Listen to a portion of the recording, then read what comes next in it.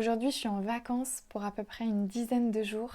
Donc cette vidéo, elle va être peut-être plus spontanée que d'habitude. Ça va être plus libre dans la composition. Je ne vais pas forcément suivre un fil conducteur très logique. J'ai rien préparé à l'avance. Donc ça va être, oui, très libre.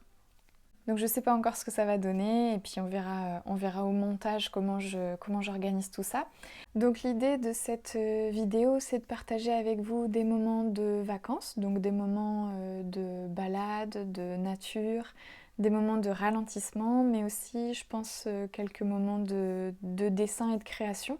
Parce que là, ce qui va se passer pour moi, c'est que mes premiers jours de vacances, je vais les passer à la maison. Donc je pense que je vais aussi ranger un peu chez moi, faire un peu de ménage, histoire de rafraîchir un peu l'espace, dans lequel je passe quand même énormément de temps vu que je travaille à la maison. Donc là, je vais changer un peu mes rythmes de journée. Je pense que je vais y aller plus doucement. J'ai aussi envie de tester des nouvelles techniques de dessin parce que là j'ai enchaîné les projets professionnels depuis le mois de mars. Comme je vous l'ai dit, pas dans la dernière vidéo, mais encore dans celle d'avant où je faisais un petit peu le bilan de ce qui s'était passé pour moi entre mi-2024 et début 2025. J'ai enchaîné là sur plusieurs projets éditoriaux, notamment un livre et un oracle. D'ailleurs, je suis en plein dans le travail sur les illustrations de l'oracle. Je prends mes vacances au milieu de ce projet en accord avec mon éditrice évidemment. Ce que j'ai fait, c'est que j'ai fait tous les croquis et l'ancrage au noir et blanc de chaque carte avant de me mettre en vacances. Je les ai fait valider par mon éditrice et l'auteur de l'oracle. Ce qui fait que je peux partir en vacances un peu soulagée de me dire que cette partie est terminée. Et lorsque je reprendrai le travail la semaine du 25 août, j'aurai plus que la fin des ancrages, c'est-à-dire des tracés au propre en noir et blanc, et j'aurai plus qu'à me mettre ensuite à la couleur, sachant que la date de rendu final est aux alentours du 20 octobre, donc il me restera un peu plus d'un mois et demi pour continuer et terminer les illustrations de ce jeu. Et en plus de ces deux projets éditoriaux, j'ai réalisé deux identités visuelles, dont une que je vous ai montrée dans la précédente vidéo, qui est une identité visuelle pour une naturopathe. Et l'autre identité visuelle que j'ai réalisée, c'était pour une personne qui s'installe en tant que kinésiologue. Ah oui, au mois de mars, j'ai aussi fait la couverture d'un livre qui s'appelle Good Hair Day, qui est une sorte de livre sur le soin des cheveux, comment prendre soin des cheveux, quelle que soit leur nature. Je vous mettrai un petit visuel ici parce qu'il est déjà sorti. Il est en vente depuis le mois de juin. Donc voilà, j'ai fait tous ces projets depuis le mois de mars. J'ai pas vraiment eu le temps de me relâcher, de me poser ou même de vraiment dessiner de manière plus libre, plus douce. Donc là, ça fait quelques jours que je remplis des tableaux Pinterest entiers avec des inspirations que j'ai juste envie de dessiner.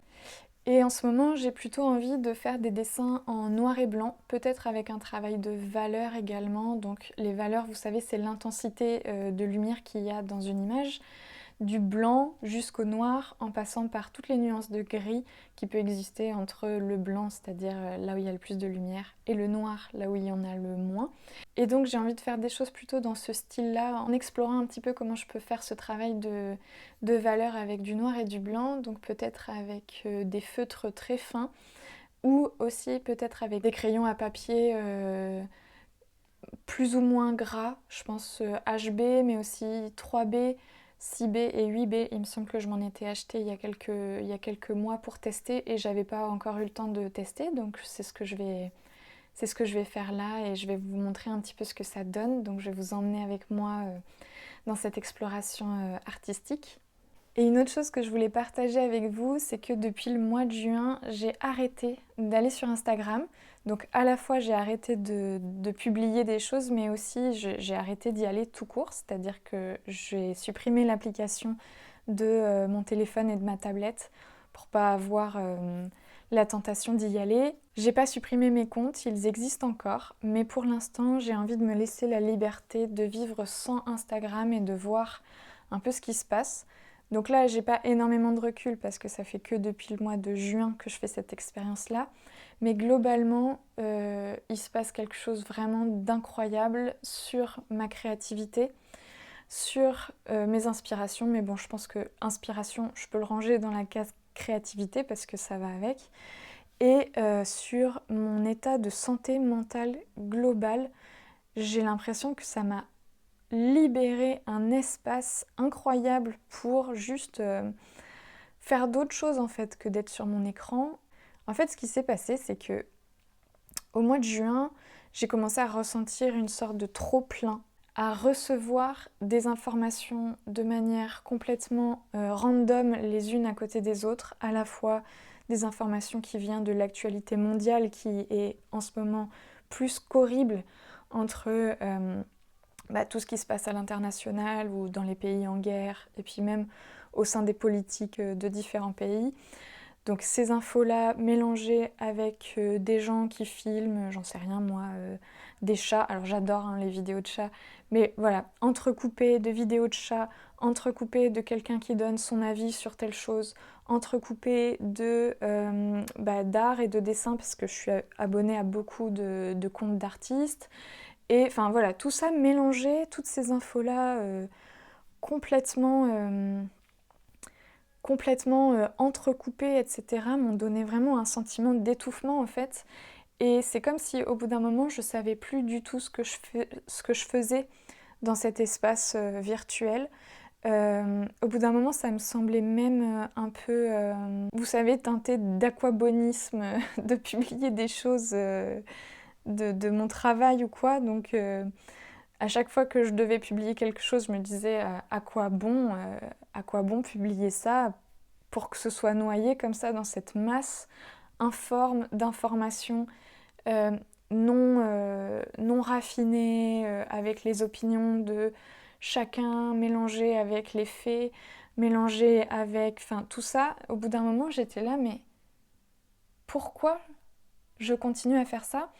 En plus de ça, avec l'arrivée de l'intelligence artificielle, j'ai commencé vraiment à ressentir une forme de presque de dégoût en fait, ou d'écœurement, de continuer à alimenter cette espèce de gros égrégore qui est Instagram. Et donc j'ai pris une décision assez rapidement de arrêter d'y aller pendant... D'abord c'était pendant quelques jours. J'ai voulu tester en fait comment ça se passait pour moi si je me retirais de la plateforme. Et en fait, dès le début, ça a été tellement salvateur. J'ai ressenti que mes journées, elles s'étaient comme un peu allongées. J'avais plus de temps pour moi. J'avais moins de brouillard mental. J'avais moins de... Vous savez, même, c'est comme si mon regard avec Instagram était un peu rétréci, réduit à regarder le monde et ce que faisaient les autres et ce que partageaient les autres à travers une fenêtre qui était grande comme ça. Et là, d'un coup, c'est comme si j'avais ressenti une forme d'ouverture, donc à la fois du regard, c'est-à-dire que là, ça y est, je vois vraiment les autres, je vois vraiment les gens, si j'ai envie d'avoir des informations, eh ben, je vais les chercher. De toute façon, aujourd'hui, on les trouve partout ailleurs.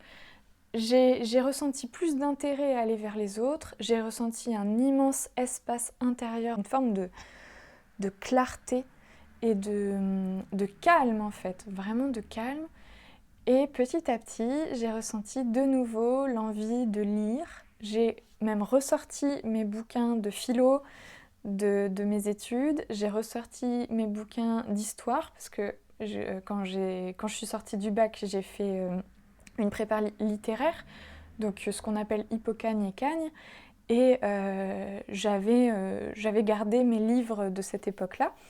Et je les ai ressortis, je me suis réintéressée à la mythologie grecque et par extension romaine, aussi pour préparer mon projet de dessin de cartes d'oracle avec la maison d'édition avec laquelle je travaille en ce moment, puisqu'il y a des figures mythologiques, donc j'ai eu de nouveau un élan de me nourrir intellectuellement, me nourrir créativement parlant, me nourrir esthétiquement parlant, avec des livres, j'ai aussi découvert des nouveaux podcasts. Voilà, il y a vraiment eu un relan d'intérêt pour plein de choses qui étaient un peu au stade d'endormissement en fait depuis quelques années. Alors il faut savoir que j'avais Instagram depuis 7 ans maintenant. Donc c'est pas non plus énorme parce que je sais que je suis arrivée sur Instagram, ça avait déjà commencé depuis longtemps. Moi je suis un peu une des dernières de mon âge qui s'est mise sur cette plateforme-là. Mais je veux dire quand même 7 ans, c'est beaucoup. Et mine de rien, je me suis rendu compte que finalement ça teintait quand même beaucoup notre quotidien, notre rapport aux espaces virtuels, notre rapport à la communication avec les autres, notre rapport au travail aussi. Parce que là, bon, bah, tout le monde est sur Instagram pour essayer de faire marcher son entreprise, communiquer sur son entreprise, etc. Puis en fait, au bout d'un moment, j'ai l'impression que ça crée une forme aussi de, de bouillonnement de trucs à vendre. Et voilà, j'étais juste fatiguée de tout ça en fait. Donc je sais pas, dites-moi si c'est des choses qui vous questionnent, l'utilisation d'Instagram. Pourtant moi j'avais pas une utilisation d'Instagram très poussée, hein. Je publiais peut-être dessus une publication par semaine, quelques stories par-ci par-là. Mais le fait juste d'y passer quelques minutes, voire 1 ou 2 heures par jour, en fait c'est énorme et on ne se rend pas compte de la place que ça prend à l'intérieur de nous, dans notre tête, sur le côté émotionnel aussi, etc.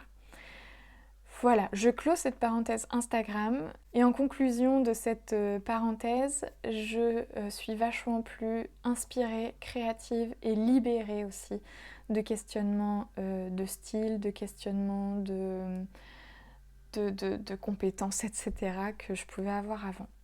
Voilà, donc tout ça pour dire que là j'ai envie de dessiner, donc je pense que je vais commencer mes vacances à la maison par du dessin. Ensuite, je vais passer quelques jours en vadrouille avec mon compagnon et sa fille. On part pour un petit voyage itinérant entre la Dordogne, le Lot et ensuite la Dordogne avant de rentrer en Charente. J'ai aussi prévu de passer du temps chez ma grand-mère pour profiter un peu du jardin, pour profiter aussi un peu d'elle, pour me ressourcer, ralentir, etc. Donc j'essaierai de vous glisser quelques images par-ci par-là de mon séjour chez elle. Mais pour l'instant, place au dessin.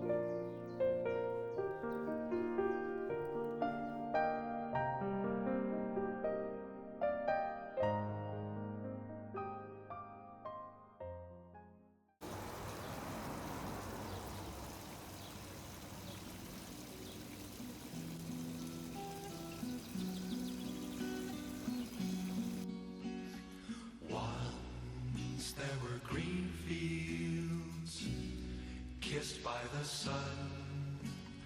Once there were valleys where rivers used to run. Once there were blue skies with white clouds high above. Once they were part of an everlasting love. We were the lovers who strolled through green fields.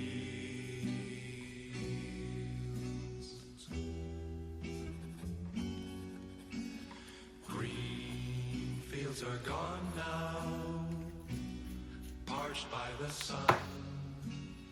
Gone from the valleys where rivers used to run. Gone with the cold wind that swept into my heart. Gone with the lovers who let their dreams depart. Where are the green fields that we used to roam?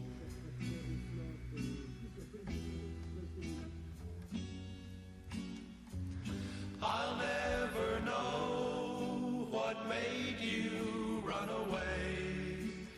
How can I keep searching when dark clouds hide the day? I only know there's nothing here for me, nothing in this wide world left for me to see. But I'll keep on waiting till you return. I'll keep on waiting until the day you learn. You can't be happy while your heart's on the roam. You can't be happy until you bring it home. Home to the green fields and me.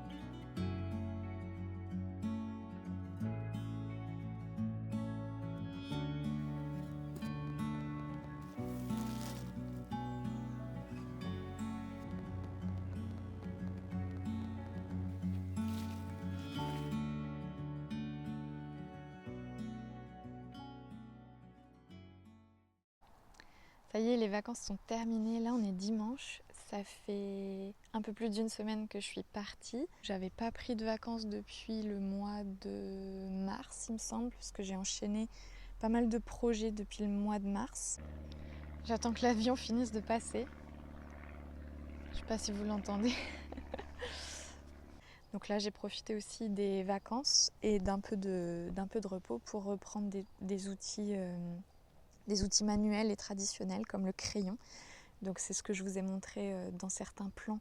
J'ai fait des dessins un petit peu en clair-obscur pour m'entraîner à gérer ce qu'on appelle les valeurs, donc les intensités de lumière, des plus clairs aux plus foncés, en passant par toute une gamme de gris. Donc ça m'a fait beaucoup de bien aussi de changer un peu de technique et de tester d'autres formes de dessin, parce que c'est vrai que avec mon travail de commande, je m'octroie pas toujours le temps de travailler différemment que sur des supports numériques, ou en tout cas des choses plus conventionnelles. Et ça, c'est aussi une chose dont j'aimerais peut-être un jour vous parler dans une vidéo complètement dédiée à ce sujet. Mais en fait, récemment, j'ai ressenti une grande libération par rapport à mon style graphique, par rapport au style avec lequel je dessine. Parce que, en fait, pendant toute l'année 2024 et un peu en 2023, j'ai eu l'impression de me brimer vachement par rapport à ça. C'est-à-dire que par un souci de cohérence et d'adaptabilité de mon travail de dessin à des projets de commande, ou même à des choses que je pourrais vendre, ou à des choses que je pourrais utiliser dans mon travail entre guillemets rémunéré, je me suis vachement interdit Enfin, interdit, c'est un bien grand mot, mais j'ai ressenti beaucoup de rétention à dessiner plus librement et avec des outils dont j'avais pas forcément l'habitude. Et donc j'ai été beaucoup frustrée dans ma pratique de dessin ces dernières années, ces derniers mois, tout simplement parce que j'avais l'impression que dès que je testais une autre technique ou d'autres matériaux, je m'éloignais d'une forme de cohérence, et j'avais l'impression qu'il fallait à tout prix que j'ai de la cohérence dans mon dessin pour être reconnaissable et pour que ce soit plus, comment dire, plus utilisable en fait dans mon travail d'illustratrice. Et là, ça fait quelques temps que je me suis un peu où ça s'est fait un peu naturellement, mais j'ai ressenti une forme de libération par rapport à ces questionnements-là, où Ah si, ben oui, je sais ce qui a permis aussi la libération, c'est que j'ai arrêté d'utiliser Instagram depuis le mois de juin, et ça a créé un espace à l'intérieur de moi, mais vous pouvez même pas imaginer la place que ça a fait, notamment dans ces questionnements-là de style, de reconnaissabilité, de montrer de mon travail, etc. Et en fait, ça a comme balayé d'un revers de manche tout ce qui pouvait un peu me contraindre dans ma pratique artistique, et tout ce qui pouvait un peu me limiter dans ma pratique, hein, tout simplement. Et à partir de ce moment-là, j'ai comme eu plus du tout de contraintes, et j'ai ressenti vraiment beaucoup plus d'inspiration à aller vers des choses que je faisais pas forcément d'habitude, ou que habituellement j'aurais jugé comme hors sujet par rapport à ce que je vous montre d'habitude, ou ce que je propose dans mon travail ou dans mes portfolios quand je m'adresse à des potentiels clients, ou quand je diffuse mon travail sur des marchés ou sur des salons d'illustration. Et toutes les questions d'ordre comment je vais utiliser tel dessin ou telle technique, etc., se sont évanouies pour laisser la place juste à du plaisir, en fait, à du plaisir, à de l'expérimentation, à des nouvelles formes de dessin que je ne pensais pas forcément avoir. C'est ce que vous avez vu dans cette vidéo. C'est voilà, des nouvelles choses, des essais, une nouvelle expérimentation de dessin, donc avec des crayons, avec un travail sur les valeurs, avec des choses un peu plus même réaliste, un peu plus travaillé, où je prends mon temps, etc. Donc je sais pas du tout encore comment ça va s'intégrer dans mon travail professionnel. Je sais pas encore du tout comment ça va prendre forme, mais en tout cas pour l'instant ça me fait du bien. Je trouve ça chouette le résultat. Vous me direz peut-être dans les commentaires ce que vous en pensez vous. Mais en fait j'ai envie de me laisser libre aussi de dérouler ce fil-là, en parallèle évidemment de ma pratique créative rentable entre guillemets, celle que vraiment j'exploite pour mon... Enfin j'exploite c'est un mauvais mot, mais que je présente de manière professionnelle. Donc là ce que vous avez vu dans cette vidéo, c'est vraiment des choses qui sont pas forcément réfléchies pour être utilisées sur la dimension professionnelle, mais vraiment des explorations créatives pures et naturelles. Là, je sens que l'été commence à toucher à sa fin, parce que déjà tous les arbres commencent à brunir et à devenir un peu roux, orange, jaune. Enfin, c'est très beau. J'aime beaucoup cette période de transition entre l'été et l'automne. Même si on a encore quelques grosses chaleurs, j'ai l'impression qu'ils annoncent de la pluie pour la semaine prochaine. Donc pour moi, ça tombe bien parce que c'est la semaine de la rentrée. Donc je vais être beaucoup à l'intérieur pour travailler, pour continuer mes dessins de cartes sur l'oracle. Et globalement, j'ai passé vraiment un très bel été. C'est assez particulier ça avec le métier de freelance. Tous les étés ne se ressemblent pas. Je me souviens que l'année dernière, j'avais pas eu beaucoup de travail pendant l'été. J'avais dû faire peut-être 2 ou 3 identités visuelles, mais j'avais pas eu un travail soutenu comme je suis en train de faire en ce moment avec les illustrations pour l'oracle.